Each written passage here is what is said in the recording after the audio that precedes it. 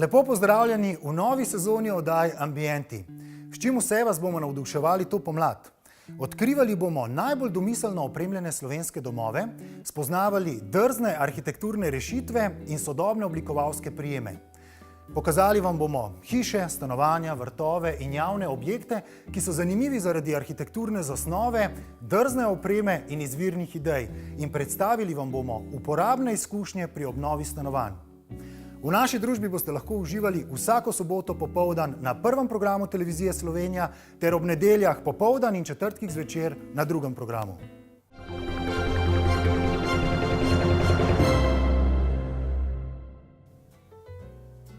V počitniškem naselju Jasna sta v strmem pobočju usidrani ne ena, temveč dve hišici.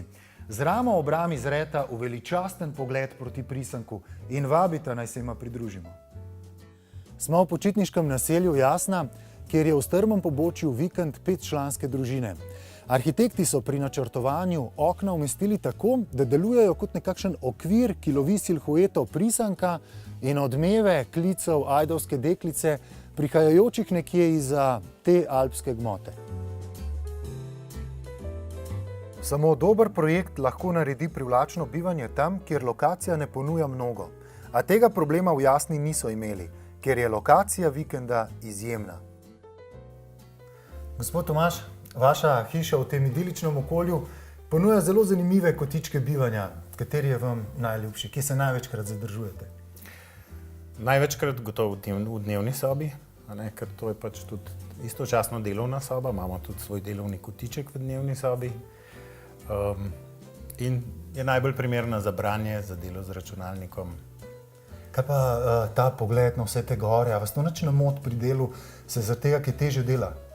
Zaradi tega se lažje dela. Lažje? Zaradi tega je delati še večji užitek kot sicer. Ja, pa vas ne vleče ven? To pa me vleče ven. Ja, pri vseh teh steklenih površinah ste že skoraj da zunaj. To drži. Saj to je bil tudi namen takih steklenih površin, zato da se človek počuti, da je od zunaj, tako da tudi po zimi, ko bi sicer od zunaj bilo mogoče malo neprijetno zaradi mraza, smo lahko noter in vendarle v stiku z naravo. Kaj pa poleti? Se treba izogibati soncu, takrat je pa vroče, ne? Poleti smo pa redko kdaj doma, ker ponavadi kam gremo, Če pa smo že doma, se pa premikamo iz ene strani hiše na tisto stran hiše, kjer je senca, se premaknemo. Pravite, da ste redko doma, se pravi, hodite po hribih, kakšne druge športne dejavnosti? Hodimo po hribih, kolesarimo, vse, supamo, različne stvari. Supate kje? V Savi, klej po jezeru, spodaj? V tem jezeru priznam, da še nisem, ampak po Rabelskem jezeru pa že, pa po Belopeških jezerih, pa po Blejskem jezeru. Sicer ne vem, kakšen je zdaj nov režim, ampak... Nima veze, to bomo še vštimali, se bomo izborili, da bomo lahko supali v nedogled. Upam, da je.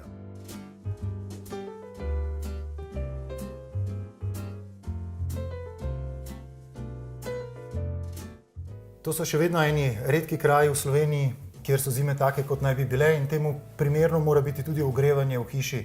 In vi ste se odločili za kakšno ogrevanje? Mi imamo več vrst ogrevanja v hiši. Imamo kamin na drva, imamo kaminsko peč na pelete in imamo električno talno ogrevanje. In največ uporabljamo peč na pelete, zato ker je zelo udobna za uporabo in ker je možno sprogramirati, da se prižge prej, preden pridemo. Kamin zakurimo, kadar smo tukaj, medtem ko električno talno ogrevanje uporabljamo kot dopolnilno ogrevanje. Ženski del naše družine, to je velika večina, si želi toplote in zaradi tega obstaja precejšen pritisk, da mora biti hiša resnično topla, kar pomeni 24 in navzgor. Tako zelo toplo, se pa ni čuden, da je meni zdaj tako vroče tukaj. Ja, verjetno zato.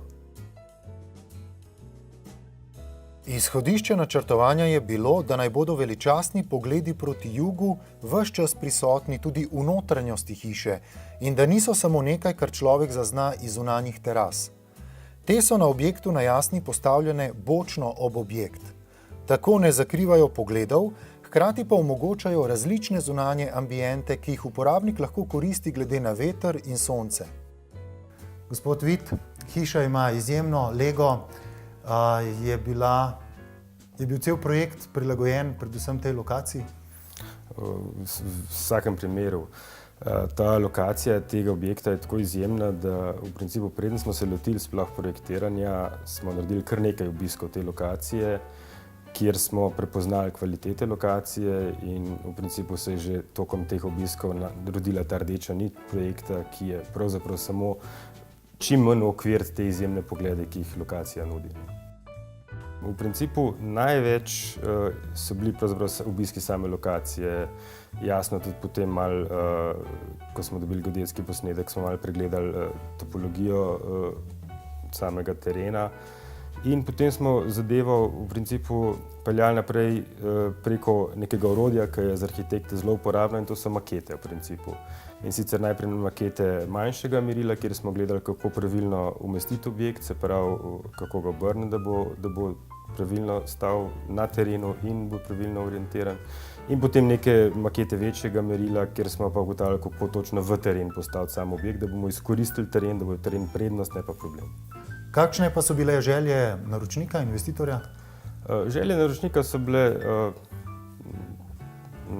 pač zgraditi nek, se pravi, second home, se pravi drugi kot nek vikend, ki je zaradi bližine Ljubljane skoraj ta drugi dom, ne? In pač investitor ima petčlanska družina so, se pravi, vsak naj bi imel svojo sobo. Ni skupnih ležišč? Ni skupnih ležišč, v principu je pa nek tipičen program za nek tak vikend hišo z velikim osrednjim prostorom, kjer se vsi zberejo, in z nekimi kotički, kamor se lahko tudi umaknejo. Deluje kar precej prostorna, kakšna je pa kvadratura? Kvadratura je, tukaj je bila omejitev urbanistična, mislim, da 80 kvadratnih metrov bruto na etažo, ne? In ta hiša ima 3 etaže, od tega ena mansarda. Ne? So še kakšne druge posebne omejitve v tem okolju ali pa kakšni posebni tehnični zapleti zaradi samega terena? Ja, sam teren je predstavljal problem, pa obenem tudi izziv in priložnost, ne? In na začetku, ko smo začeli graditi, je izgledalo to še kar drzno, zdaj pa, ko enkrat hiša stoji, izgleda pa vse, da je že od nekdaj tukaj. Ob tej osrednji hiši je še nek prostor zraven, oziroma neka manjša hiška namenjena avtomobilu. Kako to, da ste se odločili za ločen objekt? Pravzaprav v začetku projektiranja je bila mišljena samo hiša in smo mislili, da bodo avtomobili pač parkirali na prostem, ne? Nismo tukaj projektirali neke garaže ali kakorkoli. Ampak tokom projektiranja se je v bistvu izkazalo, da je toliko nekih prostočasnih aktivnosti, ki jih družina tukaj izvaja, in tudi nekih, bom rekel, mehanizacije za recimo pluženje ceste in tako naprej, da je ratalo nesmiselno manjšati bivanjske površine pa tlačiti ta program v stanovanjski objekt, in zaradi tega zrastel še en objekt zraven, ne, ki je tudi, lahko se tudi noter avto parkira, ampak v principu se mi zdi, da ta kombinacija teh dveh objektov, se pravi stanovanjskega objekta in gospodarskega objekta, je celoto naredila kot neko klasično domačijo, ne, ker imaš stanovanjski objekt in imaš gospodarski objekt in ta prostor vmes je pa prostor srečevanja, pa kjer poteka življenje. In obenem ta dvojec tvori neko tako lepo dinamično kompozicijo skupaj.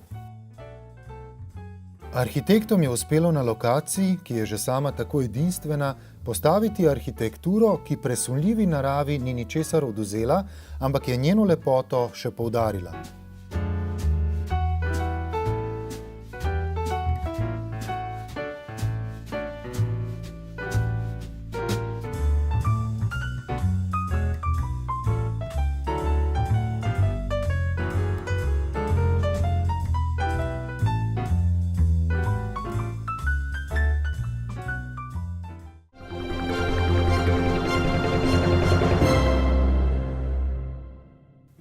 Za podrobnejši ogled te hiše smo vam na spletni strani www.tvambienti.si pripravili novost, novo doživetje.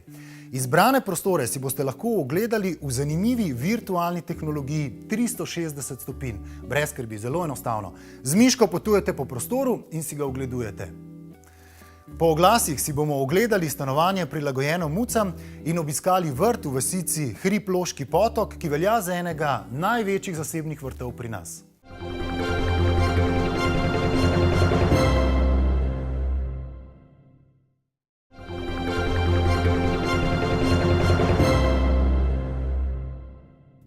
Lastnica stanovanja v Medvodah si je želela barvit in ženstven dom.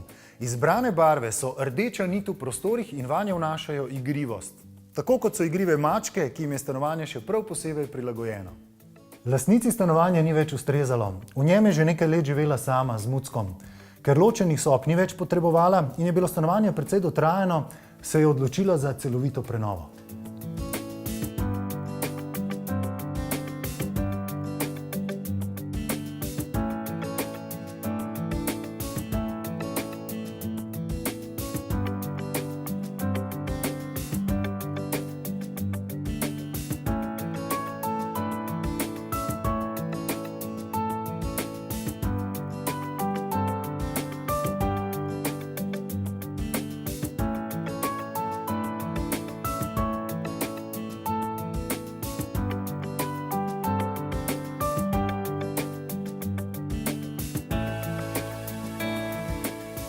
Gospa Ajda, kakšno je bilo stanovanje pred prenovo? Stanovanje je bilo pred prenovo običajno dvosobno stanovanje, kjer je bila ločena spalnica, ločena dnevna soba, ki je bila sicer povezana z jedilnim kotom in potem vzadaj umaknjena kuhinja, v njej shramba in pa kopalnica ter balkon. Za čas obnove se je lastnica izselila iz stanovanja. Kako dolgo je ta obnova trajala in predvsem kakšna dela so bila opravljena? Ja, lastnica se je izselila, ker je prenova trajala nekaj mesecev. Porušili smo steno med hodnikom in dnevno sobo ter obnovili tla, se pravi, vgradili smo nov parket, vse stene smo na novo pregladili in prepleskali, tako da je bila kar celovita prenova in je bivanje bilo nemogočeno takrat v stanovanju. Kaj pa kopalnico, te niste prenavljali? Ne v celoti, kopalnica je bila prenovljena pred nekaj leti, zato kompletna prenova, recimo obnova inštalacij ni bila potrebna, si je pa lastnica želela fuge na tleh nekako zakriti, tako da smo keramiko talno prekrili z epoksij tlakom in s tem naredili gladko površino, ki je enostavna za čiščenje in tudi primerna za kopalnice. Ja, pa tako lepo se svetijo tiste pikice noter. To je malo ženskega pridiha v kopalnici, ja. Noter v epoksiju je posuta tudi, in sem se tudi bleščice posute. Kolikšna je pa cena te obnove? Kakšen je to strošek? Celotna investicija, to se pravi od v bistvu ideje, načrtov do zaključka izvedbe, je investicija znašala okrog 40 000 evrov. Od tega je 60% recimo bila oprema, ostalo so bila pa gradbena in obrtniška dela. Je za barvno izhodišče bila tapeta? Ne, barvno izhodišče so bile barve, ki si jih je lastnica želela v stanovanju, ker ni želela povsem monokromatskega videza, se pravi bele, teh čist minimalističnega sloga. Želela je poudarek v barvah. Zato smo izdelali tapeto z izbranim vzorcem, ki je poudarek v prostoru in je v barvah, ki so lastnici všeč. Te barve smo pa potem tudi v ostalih prostorih uporabili kot poudarke v kombinaciji z lesenimi detajli. Se pravi, če prav razumem, vi ste sami zdizajnirali tapeto in so vam potem tako izdelali? Tako, tapeto so nam izdelali po naši predlogi, naredili so jo po meri, prišli, pomerili, nalepili in prilagodili za to stanovanje.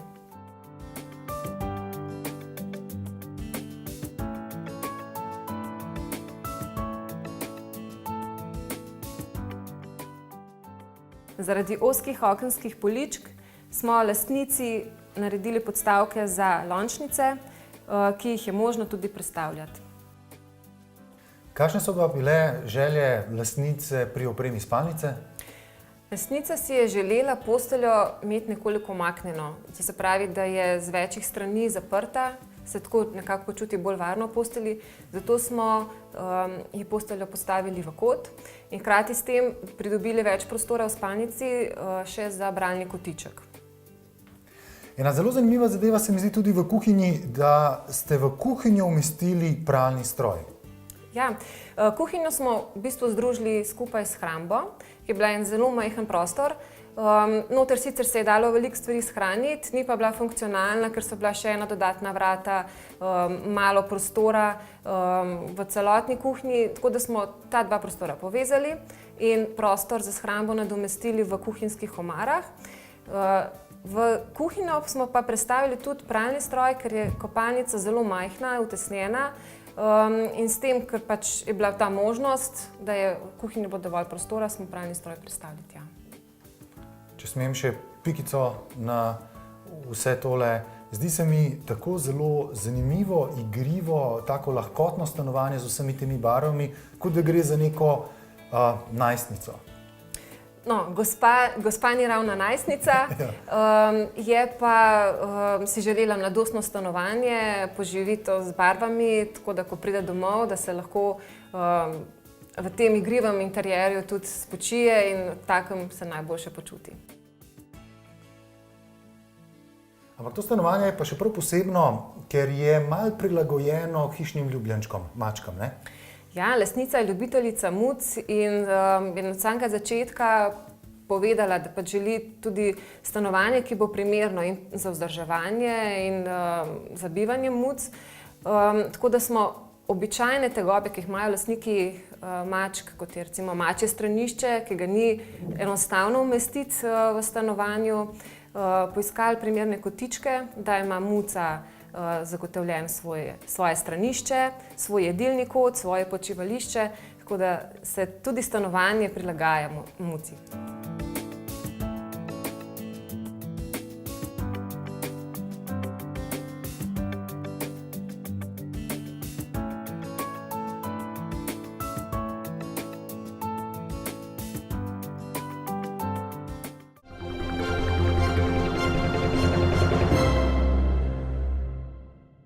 Vrt družine Knaus v Loškem Potoku je eden največjih zasebnih vrtov pri nas. Nastajati je začel pred približno 25 leti, ko sta Lidija in Peter Rudar dobila veliko hribovsko posest, obdano z gozdovi in čudovito naravo. Njun vrt je danes zakladnica tako za ljudi kot za živali. V vasici Hrib Loški Potok se na višini 840 metrov razprostira 2 hektara velik vrt zakoncev Knaus. Ob pogledu na slikovito kuliso je težko verjeti, da sta se zakonca sprva branila vrta. Peter je bil šofer in večno na poti, Lidija pa se v mladih letih ni spoznala na rastline, saj je živela v bloku. Jaz sem prej odraščala v manjšem mestu, tako da znanja nisem imela prav nobenega. Se spominjam, kako sem sadila rododendrom na žgoče sonce, navadno vrtno zemljo, čist popolnoma narobe. Sedaj pa že rastline do nekle malo poznam, tako da vem, kakšne pogoje rabijo, pa jih tudi prenašam časih po en teden po vrtu, da najdejo pravo mesto. Jaz nisem zbirateljica rastlin, imam pa rada vse rožce, ker se dajo dobro kombinirati. Mi je lepo, če je vrt skozi nekaj v cvetju. Imam pa zelo rada okrasne javorje, ki se prav sedaj v jeseni čudovito obarvajo v škrlatne barve, in pa tudi okrasne trave, ker je velik vrt, pridejo lepo do izraza, niso občutljive in že v najmanjši sapici se pozibavajo. Hribovski vrt je le streljaj stran od rekordno mrzlega babnega polja. Zaradi ostre klime rastline na hribu zbrstijo približno 2 tedna kasneje kot v osrednji Sloveniji. Tudi jesenski mraz se v vas prikrade prej kot drugje. A klimatske razmere niso edini izziv, s katerim se srečujeta lastnika vrta. Tukaj pri nas, ko smo čisto na vrhu hriba, je zemlja zelo plitka. Nekje je samo 20 cm, tako da kadar sadiva drevje, morava skopati luknjo s krampom ali celo s štemarico, da posadiva drevo in potem pripeljava ogromno gnoja in zemlje, da postavijo rastlinam začetne dobre pogoje. Potem pa se že nekako ukorenini s časoma. Jih je treba tudi na začetku več zalivati? Ja, seveda, kadar je poleti suša, tukaj tudi na vrhu zelo piha, zemljo izsuši, če je dež jo spere, tako da pri nas so zalivalke kar povsod po vrtu, da vedno pridejo prav. Rastline lastnika zasajata ob robu trate in z njimi oblikujeta valovite, mehke prizore, ki kar vabijo, da si jih pobliže ogledamo. Vmes so postavljene lesene in kamnite klopi, ki jih je izdelal Peter. Pod njegovimi spretnimi rokami so nastali tudi ograja, ptičje hišice, pergole in vrtni paviljon, odkuder imajo domači odprt pogled na okolico. Paviljon je lesen, je 8-kotne oblike, ima streho tako malo v japonskem stilu, pokritje s tegulo, na vrh pa ima petelina, ki kaže, kakšno vreme se nam obeta. Veste mogoče, katero vrsto lesa je uporabil mož in tudi kako zaščitite ta les? Tukaj je uporabil kar jelov, les smreko, zaščitil pa ga je do zdaj samo enkrat in to z lanenim oljem. Ker je pač pod streho, je lepo vzdrževan in je kar v redu, se obnese. Ker smo pa poleti in med dopustom ves prosti čas radi zunaj, smo si omislili tudi letno kuhinjo. To si je Peter zamislil, načrt sam v glavi in tudi sam so sezidal. Je iz kamna, ki ga je nabral v gozdu, potem je uporabil stare strešnike, star cegel od hiše, nekaj lesa hrastovega. Vodno korito v letni kuhinji je kamnito. Miza in klopi so iz brestovega lesa, streha je pokrita starimi strešniki. Sprva je imela letna kuhinja odprta okna. Da v prostoru ne bi čutili prepiha, je Peter steklo obdal z okviri iz navadnega srobota, ki ga je našel v gozdu. Lidija pa je celoto še oplemenitila z dekoracijo. Te okrasne predmete, ki jih vključujete v vrt, imate kakšno posebno pravilo potem, ko jih dodajate nekam? Ne, to pravila nimam, ampak nekaj časa ga nosim po vrtu in potem, kjer se mi zdi, da paše, tam potem ostane. To imam razne stare zalivalke, lončene posode, lončena korita, stare likalnike, mlinčke, staro pohištvo, tudi staro kolo je našlo svoje mesto, tako ker mi ga je bilo škoda zavreči. Če vas ob pogledu na lepo urejeno okolico hiše zmotijo zabojniki za odpadke, obstaja inovativna rešitev slovenskega proizvajalca Dukin. Posode za odpadke enostavno skrijete v smetarnik in jih hkrati zaščitite pred vetrom, dežjem in snegom. Smetarniki so različnih barvnih kombinacij, tako da boste zagotovo našli barvo in model, ki najbolj pristaja v okolici vaše hiše. Streho smetarnika lahko poljubno dekorirate ali jo zasadite, s tem pa poskrbite, da bo smetarnik postal okras vašega dvorišča. Kako pa vaši otroci in vnuki, jih že kaj pripravljate na delo na vrtu? Tudi otroci pomagajo, kaj pokosijo, obrežejo, se je vrt vedno rabi kakšno pomoč, ker je vrt velik. Pa tudi že najstarejši vnuk Kristjan se rad vrti okrog mene, tako da skupaj kaj posejeva. Zelo pa si zapomni imena rastlin, tako da upam, da bo še kakšen naslednik za mano. Okolico hiše krasijo 3 vodni motivi. Manjši tolmun domači vidijo skozi okno dnevne sobe in jih razveseljuje tudi pozimi, ko po strugi zmrzuje voda. Tik ob hiši je majhen ribnik, ki sta ga zakonca Knaus zasnovala že pred 1/4 stoletja in ga vmes tudi preoblikovala. Če se prek velikanske zelenice spustimo po hribu navzdol, nas široke tratne poti polagoma pripeljajo do največjega ribnika, zasnovanega na pobočju. Zato, ker nisva hotela zapirati velike zelenice, sva hotela, da vrt diha, zato sva tudi obsajala ob zelenici in seveda s tem nam tudi vrt nudi čudovit pogled na okoliške hribovje, zaselke, hrib, na katerem stoji cerkev, se imenuje Tabor, in tudi na Retijsko uvalo, ki je ena lepših v Sloveniji. Ribnik je nastajal kar nekaj časa, tukaj je za vsa gradbena dela poskrbel Peter, razen za izkop. Precej časa je vozil kamenje iz gozda, da je postavil ta pravo višino, da je dobil nivo.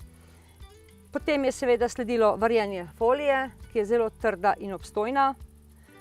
Nato tlakovanje ob ribniku s kameni in lesom. Potem tudi strugo je umestil tako, kot bi bila tu že od vedno. Čez strugo pa je speljan manjši mostiček.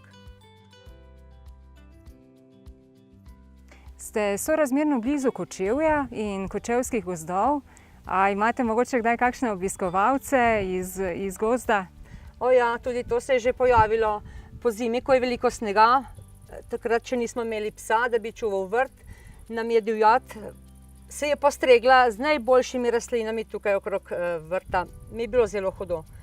Bil je pa tudi že na obisku medved, tako da se je privoščil sadno drevje, malo korenja in potem še do soseda na čebeljak. Dan zakoncev Knavs se začne in konča na vrtu. Ker 2 hektara velik vrt ponuja še nekaj praznih zaplat, jih bosta lastnika s spretnimi rokami in vrelcem domislic zagotovo kmalu zapolnila slikovito vsebino.